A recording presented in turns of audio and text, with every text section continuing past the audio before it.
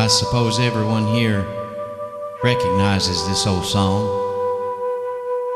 written by John Newton in the mid-1700s. As a ship captain, he was responsible for transporting slaves. He was a rough and ruthless man who had never known the mercies of God. Although he had had early religious instruction from his mother, who had died when he was a child, he had long since given up on any religious convictions.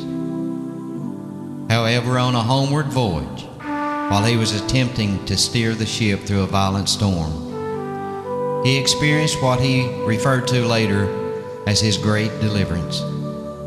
Only moments after he had left the deck, the crewman who had taken his place was swept overboard.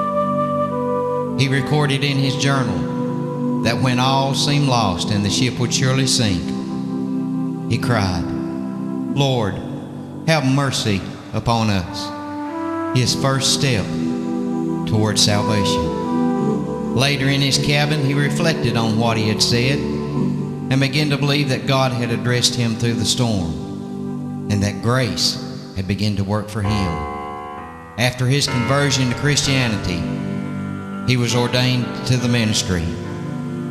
He penned these words to Amazing Grace in a poem that was to be used in a sermon.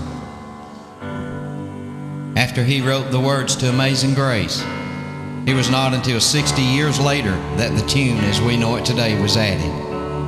Over the years, Amazing Grace has grown in popularity to become one of the best-known works in the world with more than 3,000 published recordings, and today has become known as a spiritual anthem for all Christians. Although the tune and lyrics to Amazing Grace has been revised many times, its message still rings true today.